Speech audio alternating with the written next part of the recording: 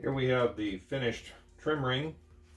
This is the last trim ring. This car is requiring 3. That's not normal, but Kenny wants to have 2 different doors that he can use on his car for the glove compartment. One that would be for shows with a clock in it, and the other one that would have a different center that he would have in the car normally that is quite special to him. But this is the finished trim ring. About an hour's worth of work when you go through and you clean them up. That particular mold I'm using is much better designed than the original mold I had for doing these, but it does require a fair amount of handwork because you're always going to end up with a lot of flash in here. Some on the outside, but it's the inside flash. It's always extra work, but they end up looking gorgeous, and this will be beautiful on his car.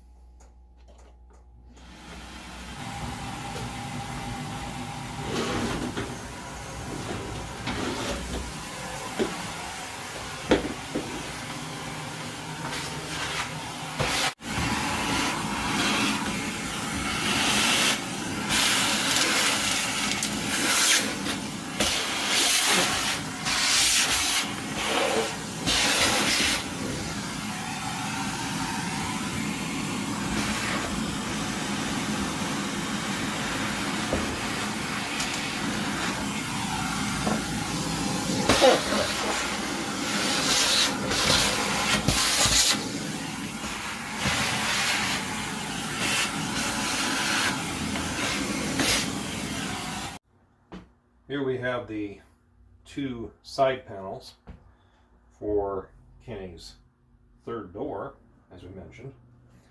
We're about to fix our studs that we've cut in the holes here. Now they're 832. We've got nuts on them. We've got them so they're going to sit up real nice. And we're going to mix up some more of our urethane. And we'll put a little bit in each hole. And this will allow us to glue those in permanently into these parts so we can mount them on the door.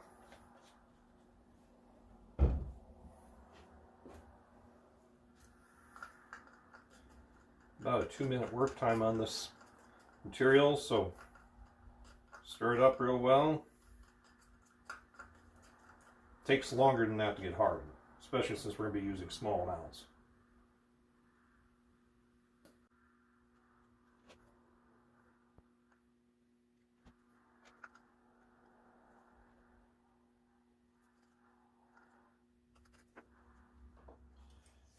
Here we have what's left of the robe rail. Goes on the back of the front seat in 38 through 40 Grham sedans of the Spirit of Motion era. Now on each end you have a metal cover and you have an assembly that looks like this. I'm going to show you how that assembly goes together in just a moment. First we're going to the fabric here. Now you notice it's stitched like this, and it's stitched all that way down, and this is an original piece of fabric. I'm convinced it is. So it appears that they were stitching it like this. I don't know why this goes two directions. Most of it's going one direction used by that, but I do in fact think they stitched it like that. And you would have had it on the back of the seat, so that wouldn't have shown. And this isn't going to rotate because of how this is put together. So I'll show you the opposite end, which I've disassembled, and tell you how that works. This is the opposite end of that one. So everything's currently off, but here's how they do it. You have a large copper-coated spring. It's obviously not really copper, that's just plated that way. You have this ring here on the end, and the ring has a couple of dimples. They've got the fabric going under it, and so they clamp the fabric with this ring system. Now I'm not going to undo that. I'll have to figure another way to fasten the fabric, and I got a couple of ideas. But what you do is this piece goes on, spring goes on here, and that spring has to be compressed, because what you do is you take this zinc die cast piece, slide it in the loop up here on the top, and it's hard enough to slide in. We haven't got spring to deal with, but you slide that in and the spring comes up against it, shoves it all the way up against the end, and it seals everything together. And that's how they go together. So you have to compress the spring to take it off and compress the spring to put it together. Believe it or not, it says it's got a patent on the end of it. I can't read all the stuff here. There's additional information there, but it's a patented little device. That's how it goes together.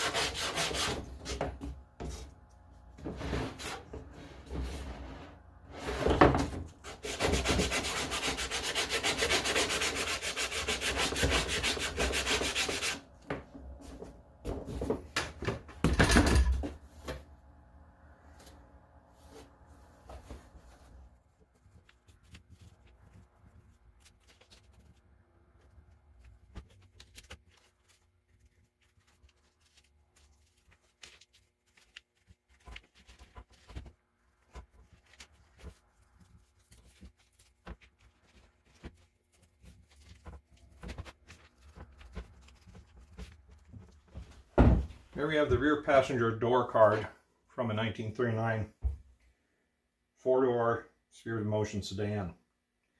You see I've installed one of the little spring clips. Made this little gauge that I'm going to use here. I'm going to show you how that's installed. Now all the marks on here show me where they're supposed to be. I've got this little cutout here so I can see where the bottom is supposed to be. I set this in place. I'm going to quickly color this in so I can see where we have to make our cutouts. Now Graham originally would not have had these two cutouts. They would have taken one of these spring clips, which look like that, or like that, and they would have put it in here with these bent up and then bent them down afterwards, because if you look at an original door, that's the only way it looks to me that you could ever put it together. So the first thing you got to do, I'm going to switch out tools.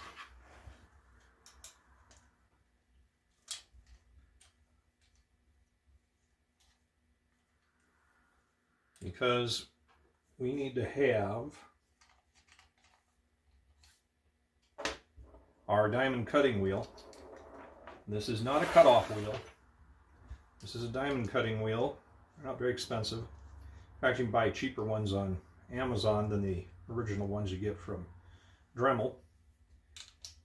And we're going to cut our slots first.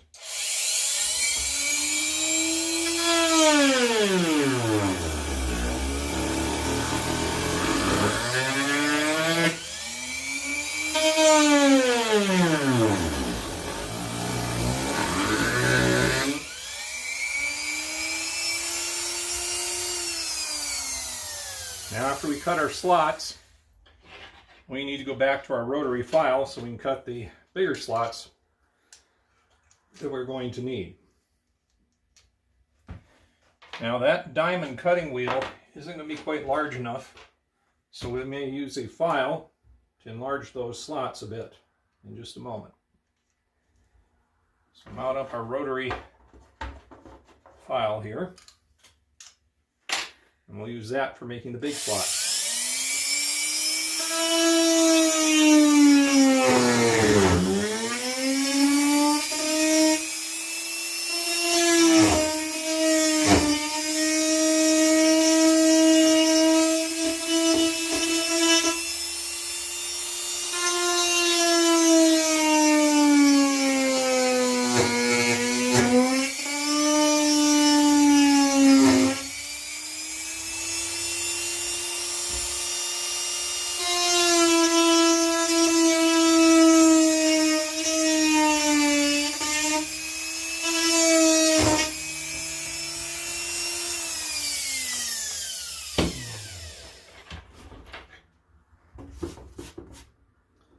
Now we'll take our file here and we'll get into our slots and work on them a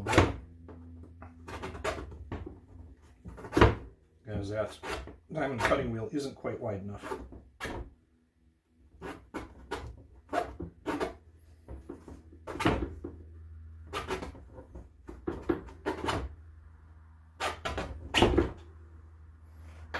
Take some coarse sandpaper.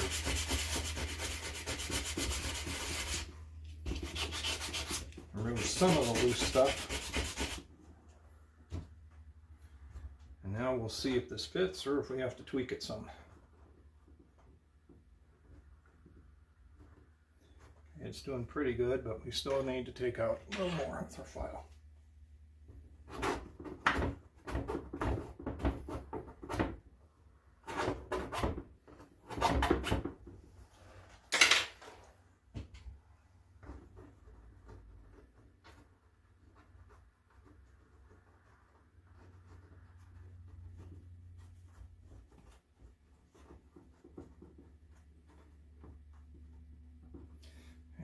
On each side here.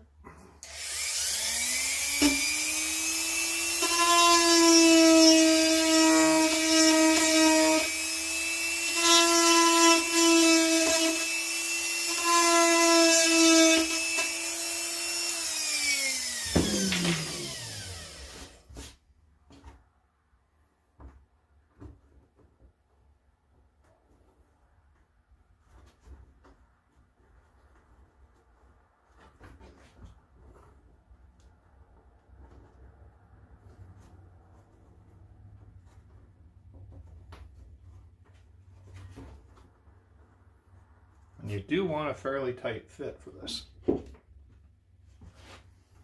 Grab along those pliers and push it down. So if you're having troubles getting it far enough down, grab along those pliers and do it. So there you have it. You need to vacuum it up, but basically that's the process. But you can see it's going to take quite a while to go through and do this. So if you're having it hired, you understand that it does take quite a while. If you're doing it yourself, it may take you some time, but it can be done. You also use your long nose the way I'm using it now to crimp the things in here nicely. I got a lot more to do. Here you have the back of just one panel of the 4 doors on a Spirit of Motion Grham. This is the rear passenger one.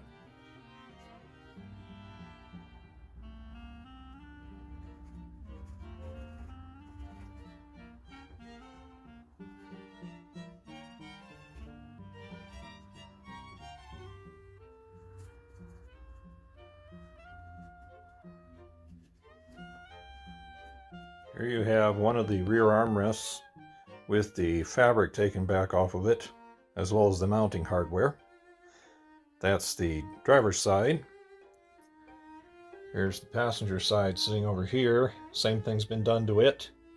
they're going to be used largely the way they are. We'll have to have some more padding and obviously new fabric. The reason for reusing these is because they are formed by a process probably steam bent back in the day, and that would be very hard to replicate. So we'll use the original parts.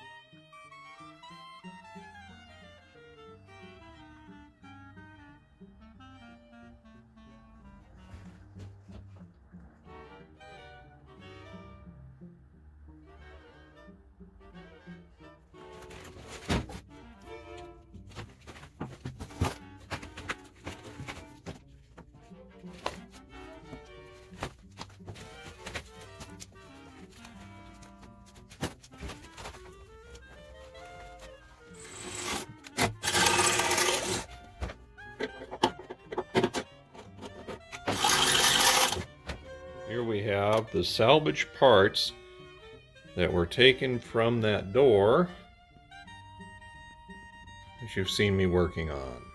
Here you have all the trash from just one door that you saw.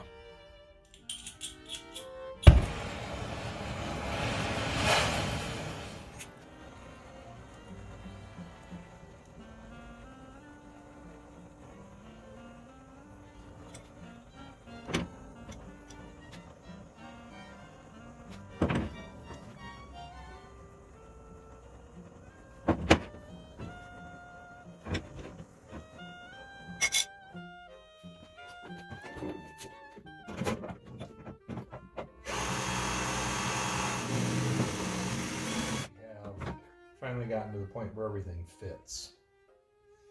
Now this necessitated a lot of things being done. Started to originally strip off the fender. We've shown this previous. This is a bunch of old repair in here. It's not what I'd call fantastic by any means. It's looks to be gas welded and not really all that good and overfilled. Well, when they did that, they pretty much messed up things. Back in this area, I'm going to show you a shot and you'll see how bad it was. I had to grind quite a bit of stuff out here because it was welded very poorly as far as it was all welded towards this side, so the fender skirt didn't want to fit there. But that's not the only place it didn't want to fit. Didn't want to fit down here. We were about 3/8 of an inch out at the bottom. You saw earlier in the video how I used the acetylene torch and bent the mount post on the rear of the fender to where it had to be in order to make things to work out correctly. Well, that's not the only thing that had to be dealt with, and I'll show you that. Back of this fender, you see I've got a clamp right now. Well, I had to clamp the brace that runs on the back of it into position. It still needs to be welded, but that holds that where it should be. And the little ear that goes over that post, I also had to heat up as move around, as well as there were welds on it that had to be made. When we come up to the front, there's damage here, and everybody should know this was the test piece for the paint for the car. At the time it was done where it appeared to fit with the fender off the car. Yeah, when you got on the car it doesn't, because of all these issues that they created with weld shrink, etc. At the front of this particular fender skirt, the post coming out of the front also had to be heated and bent. So we will be going back and redoing this, but as I said, this was really the test piece for the paint. So we didn't particularly waste a bunch of paint. We needed to spray it out and see if it was right. Anyway, we did it on the actual part. Now, if you've seen other earlier videos, you'll have seen that I made a piece back in here, which when I take the fender skirt off, is necessary for the mounting of the rubber points that bring the fender skirt out the right amount and cushion it, as well as for mounting your bolt hole for this. It had been quite a kludge operation that had been done with this, and they used a regular bolt, and you would have had to reach your hand up in there and use a nut, etc. It was completely improperly done, which brings up the comment that if you're going to hot rod something, that's one thing, and you're trying to make something nice out of it. If you're going to restore it, you want to put it back to the factory. You don't want to do what was done here, which was whatever you felt like to sort of make it sort of look like might have been a car like this, because it's created a tremendous lot of problems. As I said, I had to grind way back here. I have to take everything off here now and redo stuff. There are also spots up front that have had to be welded in order to make things work, and I had to make this piece that you'll see in a minute again. Now, one of the things that has always been asked me is, well, why isn't the car painted yet? Well, this is a perfect example. This car is essentially primer ready. I do have a little sag here on mark that has to be taken out, and there's maybe one other little spot on it, but it's primer ready for paint. But the fender I want done on the car so everything fits properly, which means I'm going to finish the fender on the car. And if I finish the fender on the car and I already have the car painted, I run the chance of really messing up the paint on the car, which is definitely not what I want to do. So we're going to finish this out. Appropriate fit here, appropriate fit on the front, and on the very back of the car over there, we've previously shown you that that fits correctly. This is an original piece that was at Grham Parts. So it's a proper fender skirt bolt. There is supposed to be a rubber cup behind it. We do not have that on there right now, so it doesn't matter. Let's take this off.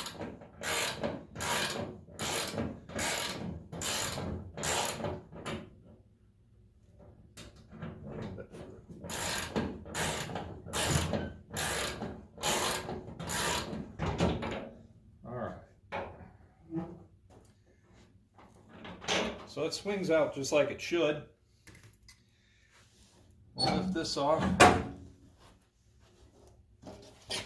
As you can see, I'm going to have to weld this into place. We had to take back a bunch of the excess filler they've got here, and you can see we have heated and bent this area also to make everything fit. Now, if the welding was already done on here, the clamp wouldn't be there, but you set your fender skirt back on, and now it will swing up inside of here like it should, instead of the problems it previously had. So it goes up inside there very nicely now, just like we want it to.